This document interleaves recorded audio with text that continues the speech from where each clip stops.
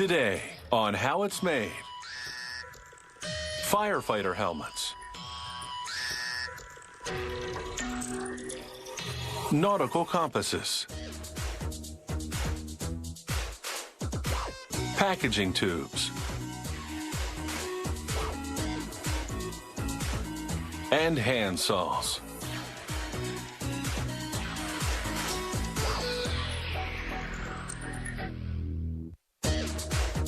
In the early 1800s, luggage maker Henry Gratacap created one of the first firefighter hats. The leather helmet had a long rear brim and curved sides as a shield against falling debris and water running down the neck. Except for a few high-tech additions, this basic design is still used today.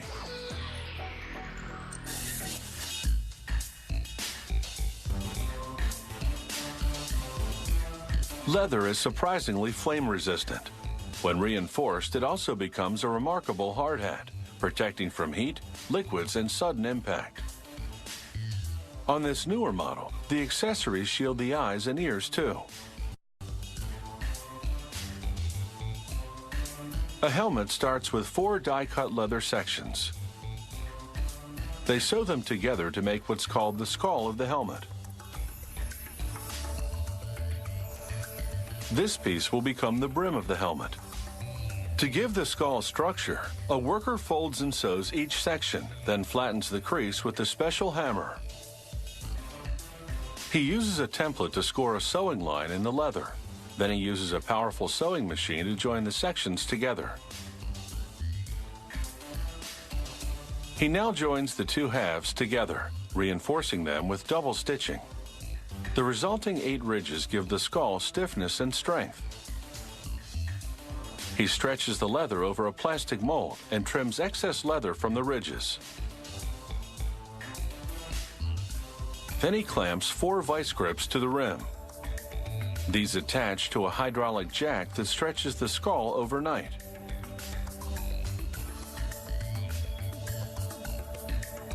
After applying glue to the ridges, he runs them through compression rollers for a tight bond.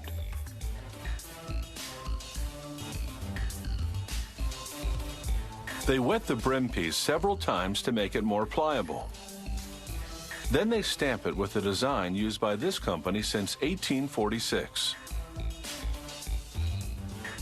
But first, a worker inserts a wire that will give the brim some structural support. Then a temporary plastic cover and a lid to ensure an even spread of pressure across the brim. She stuffs the edges of the leather inside before the press applies 10 tons of force to imprint the design.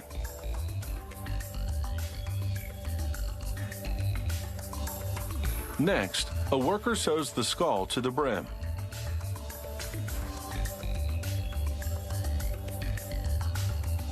He removes the excess leather at the base of the skull and cuts out the center of the brim.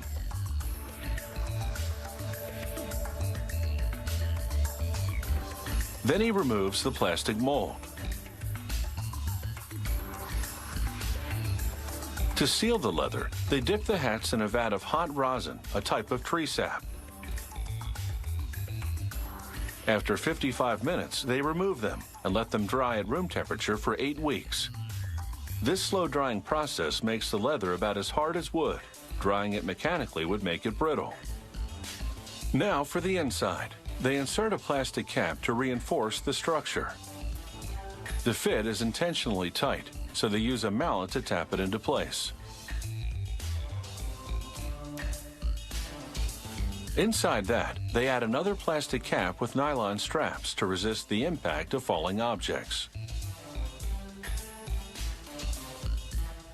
Here, a worker uses an acetylene torch to burn off any loose threads and soften the leather in order to bend the brim and straighten the ridges later on.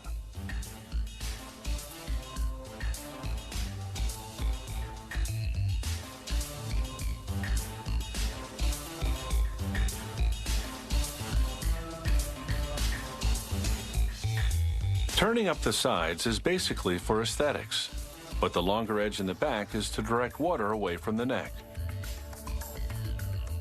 After adding a synthetic fire retardant liner, He sands the outer surface to prep it for painting. First, a fire-retardant chemical primer. Then they use a semi-gloss latex paint in Firefighter's black or white for the Chief. Or if you prefer, a clear varnish to show off the natural leather. Add a front piece with the Firefighter's signature brass eagle on top, and some fluorescent stickers for extra visibility.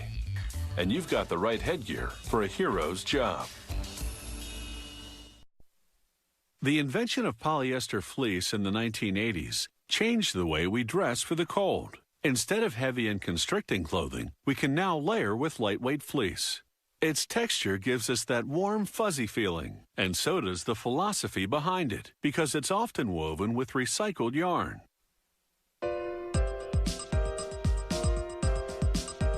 From trash to textile, today's fleece offers warmth from waste, because it's partly knit with yarn made from soda bottles and other discarded plastic. The recycled yarn looks and feels exactly the same as the virgin kind. They both unwind into a huge circular knitting machine. It knits a lot faster than Grandma, so we've slowed down the video to give you a good look at the knitting action. Hundreds of tiny needles grab and stitch the recycled and virgin yarns together to create a perpetual tube of material. This machine generates 3 feet of polyester every 2 minutes.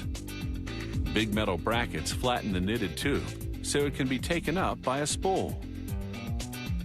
Inspectors check for any major flaws. If necessary, they'll halt production until the problem can be fixed.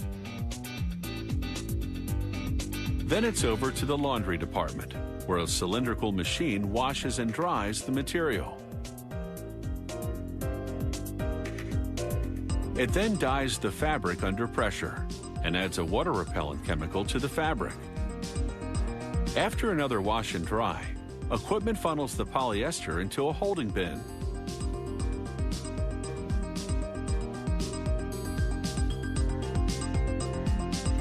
They feed the long polyester tubing through a device that twists it to wring out the rest of the water. As the knitted tube exits the twister, a circular cutter slits it, turning it into a sheet. This sheet of fabric is thin and not fleecy at all at this point. One side is a smooth knit, while the other is rougher. It has thousands of tiny loops.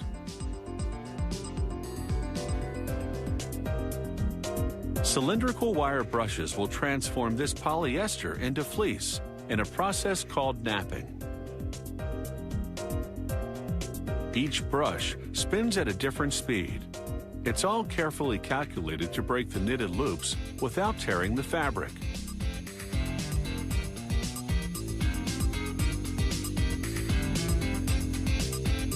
The nap side of the material is now fuzzy and fleecy.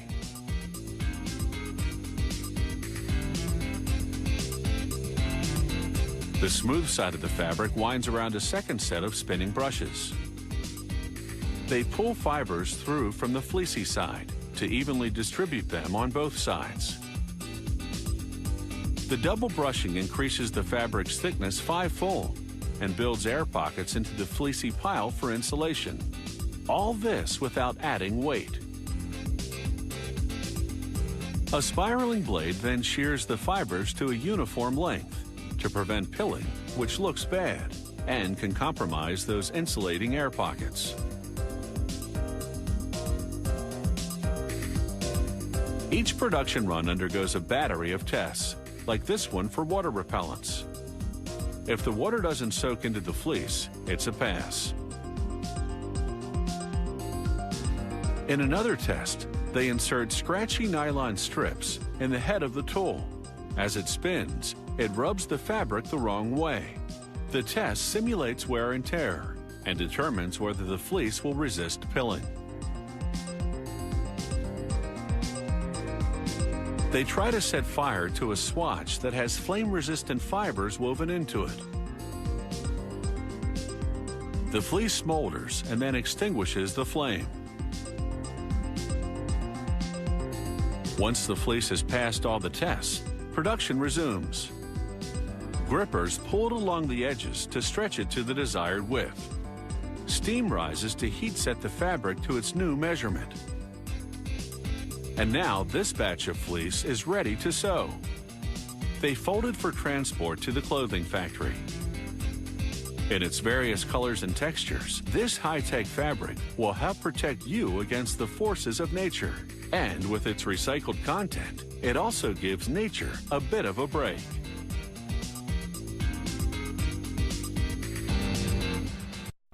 The French horn has a 4-octave range and distinctive mellow sound. As with other brass instruments, the musician plays certain valve combinations and alters lip tension to produce the right notes. However, on a French horn, the mouthpiece is relatively small, making this instrument one of the most challenging to play. The French horn is made up of 13 feet of coiled tubing, a set of valves, and a flared bell. To make the tail end, they shape a sheet of brass around a steel mandrel, then braze the edges together to form a tube. With a burnishing tool, an artisan rounds out the shape. Next, they lubricate a brass disc as it spins on a lathe. Using a variety of tools, they shape it into a bell.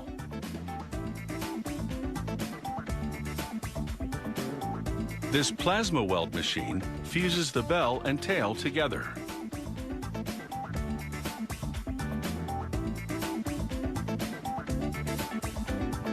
Back on the lathe, they trim the diameter of the bell. Then roll the edge into a rim called a bead. This reinforces the bell. Next, they fill the bell with a hot tar-like liquid called pitch.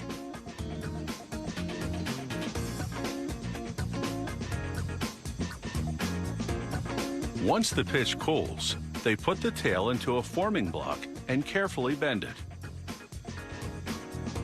The hardened pitch provides support, preventing the tail from collapsing.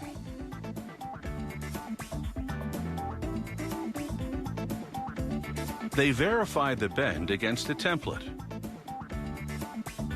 Using the same technique, they shape the pieces that form the horn's tubing. Of all the brass instruments, the French horn has the most complex bends. These valve knuckles connect the tubes to the cases that'll house the valves. Some French horns have 3 valves. This double French horn has 4. Each valve case goes onto this alignment device, which pushes in the knuckles to the correct depth. After brazing the knuckles to the cases, they hollow out the case interiors with a cutter.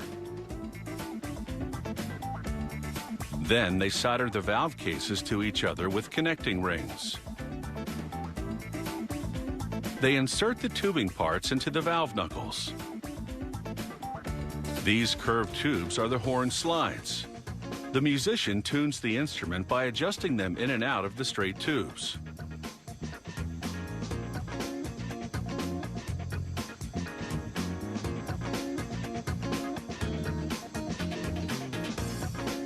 After soldering the straight tubes to the knuckles, they remove the slides for now to make other areas accessible. Then they solder this partially assembled valve section to the tail and bell.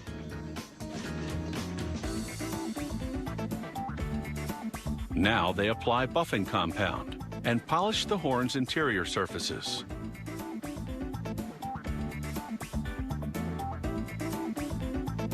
They polish the more accessible surfaces with a cloth buffing wheel. Then they wash off the compound and coat the entire surface in a protective lacquer. Now, final assembly of the valve section can begin. They install rotors in the valve cases and levers to activate them. Unlike piston valves on a trumpet that move up and down, these valves rotate to direct airflow through specific tubing combinations. A lever connects to each valve via a rod and nylon cord.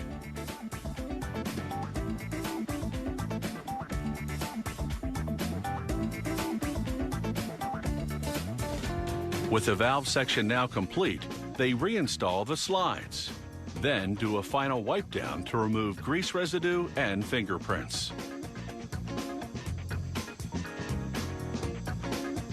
This pristine finish complements the superb sound quality.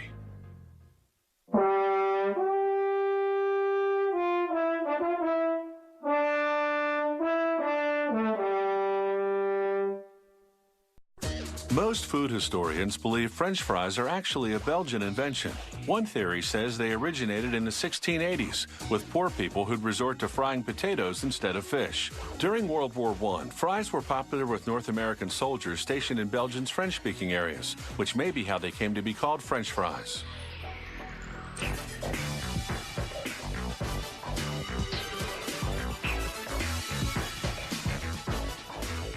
This company makes its frozen fries from russet potatoes. Russets are oval, so they produce longer fries than a rounder-shaped variety would. Russets are also sufficiently crunchy when fried, and their lower-than-average sugar content means their flesh stays white longer. When the potatoes arrive at the factory, they travel along rollers that rub off any foreign matter, things such as soil, small rocks, and plant parts. The rollers also scrape off the eyes. The potatoes then enter the washing station. As they spin in a revolving cage, water jets spray their surface, cleaning them thoroughly.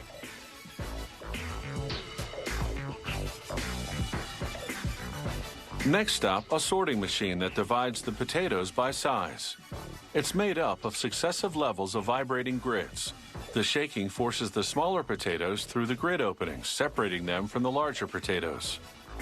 Big potatoes become classic strip-shaped fries. Small ones become ring-shaped or cube-shaped fries.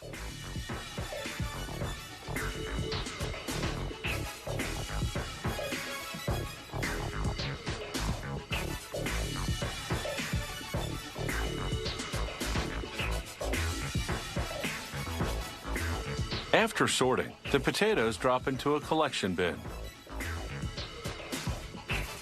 Once full, its bottom hatch opens, releasing the potatoes into a giant steamer. After about 10 seconds in the pressurized steam, the skins are soft enough to come off with just a little pressure. That happens next in this machine called the peeler. It looks like a giant clothes dryer, except that the drum is lined with brushes.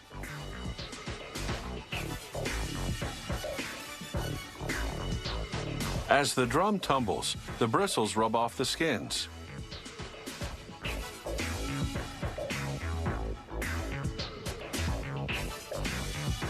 As the skinless potatoes exit the peeler, workers inspect them, tossing any that have green or rotten parts or pieces of skin still stuck to them. The type of fries in production determines which of two systems to do the chopping: a series of rotary mechanical slicers or a hydraulic system in which running water thrusts the potatoes against cutting blades.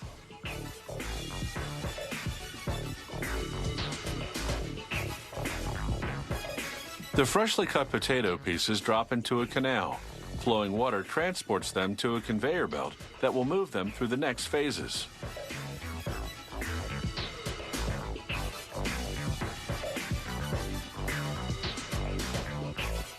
Now for a high-tech quality check. Each and every piece passes by a camera in which a computer analyzes size and color. Any substandard fry to be is flagged, and an air jet blows it off the production line. The good pieces fall into a water tank.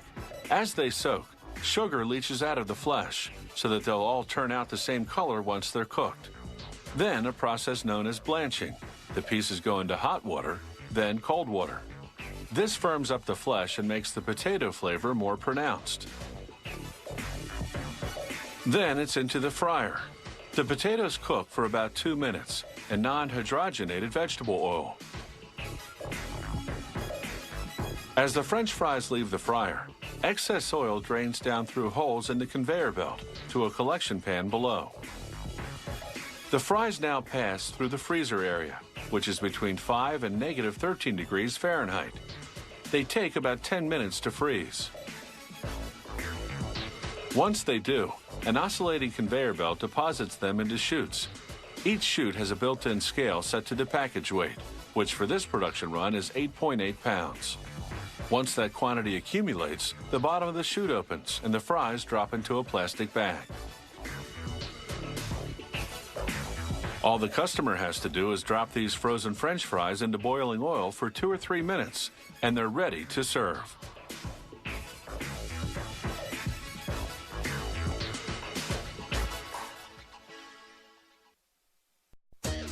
Millions of pizzas travel daily from the frozen food section of the supermarket to the family dinner table. Thick or thin crust, meat or vegetarian. Their convenience makes them a staple in the freezer. But how do they end up tasting so fresh when they start out so frozen?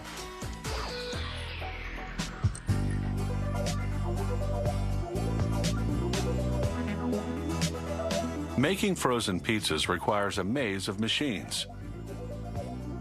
To make the dough for the crust, they combine flour, salt, sugar, water, yeast, and oil in a large mixer. And they throw in a bit of cornmeal for flavor. The mixer turns the ingredients for about 4 minutes. This is one powerful machine. A truck transmission drives the steel bars that knead the dough.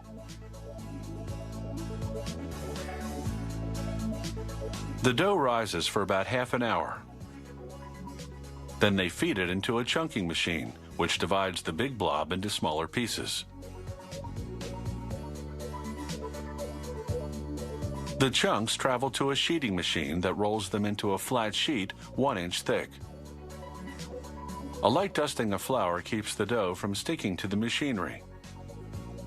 A series of rollers called quick reducers gives the dough an even consistency. A flour brush massages the dough, ensuring a smooth surface. Next, stainless steel spikes pierce the dough with holes about 1/4 inch deep. These holes will stop air pockets from forming in the dough. A large plastic roller with several round forms cuts the circular shape of the pizza crust.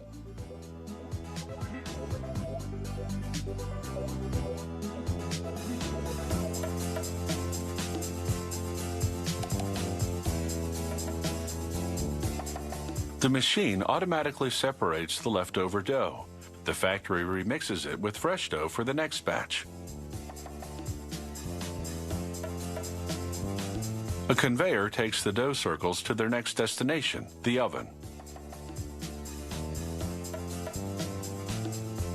They bake for 2 minutes between 390 and 600 degrees Fahrenheit. 6 chambers inside the oven automatically control the temperature pattern to ensure that each one bakes evenly. Next up, the tomato sauce.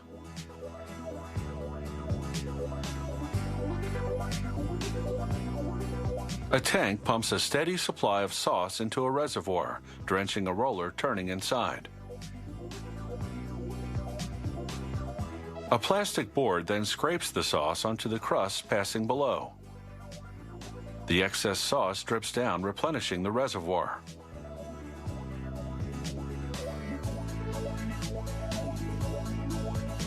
Mounds of pre-shredded mozzarella are ready to be added. A cheese applicator machine controls the output so that the mozzarella forms an even layer.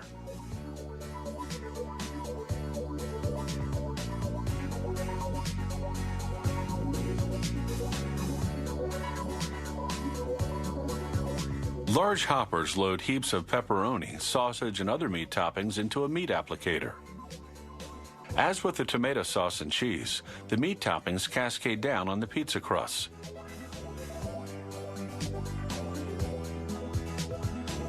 The pizza is now ready for inspection. Workers take samples off the line and weigh the crust, sauce, cheese, and meat to ensure the equipment dispenses the right amount of each. Next, the pizzas enter a spiral freezer called a blast cell, where they spend about 20 minutes at minus 25 degrees Fahrenheit. An overwrapping machine applies a clear layer of plastic around each pizza, automatically cutting the wrap to fit. A vision control system takes a picture of every pizza, verifying the size, diameter, and checking for any imperfections. The machine automatically rejects any less than perfect pizzas by air blasting them into a separate tub. Finally, an arm pushes each pizza into a waiting box.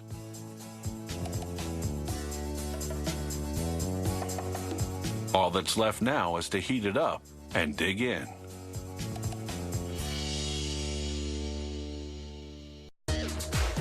Fur has been in style since prehistoric times. Talk about a fashion original. In those early days, fur garments were pretty basic. Their main purpose was to keep people warm, a primary need. These days, fur is often a fashion choice, but it still provides old-fashioned warmth.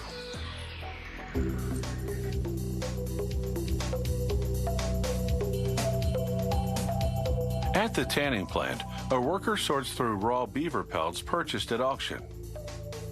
He inspects the quality of the hair, then determines the type of garment they're suitable for. He hammers a lot number into the underside of the pelt. It perforates the skin. This technique is used so that the number stays on the pelt during processing. Using a pneumatic punch, he cuts out the ear cartilage. It's a crucial step. They need to get rid of the cartilage early on so the pelts can go through certain machines during tanning.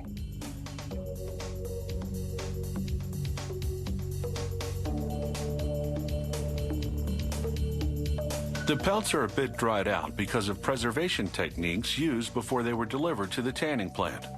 To rehydrate them, they put them through various chemical washes. The final bath contains tanning chemicals. They convert the underside of the animal's skins to leather. The supple leather texture will allow the pelts to eventually be shaped into garments.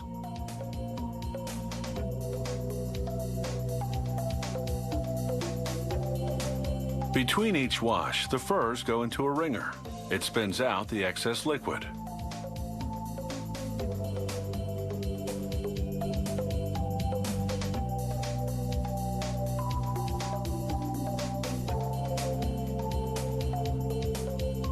All that moisture has caused the pelt to thicken, so they thin it down with a spinning blade called a flesher's knife.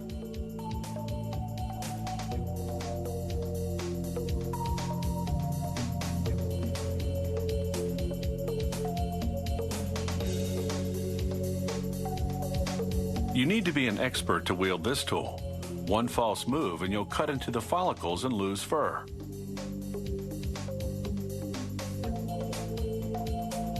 Next, a worker shovels sawdust into a big drum. He gathers up the pelts and places them in the drum along with the sawdust and adds a mineral solution.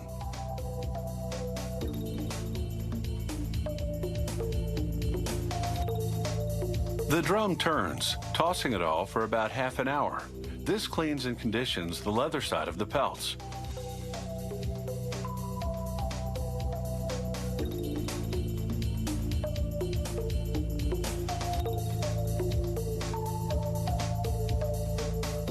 The furs emerge still damp, so they hang them over wooden dowels, leather side up. The rest of the sawdust will fall away in subsequent operations.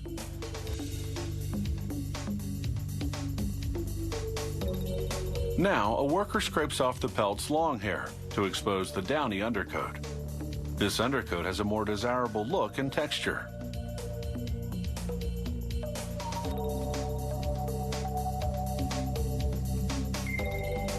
He rubs a generous amount of oil into the leather of the pelt to lubricate it.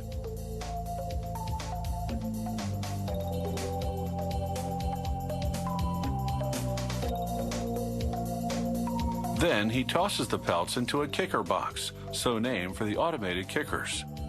The kicking action causes the oils to penetrate the skin. Next, a spinning metal wheel tugs at the pelt to stretch it.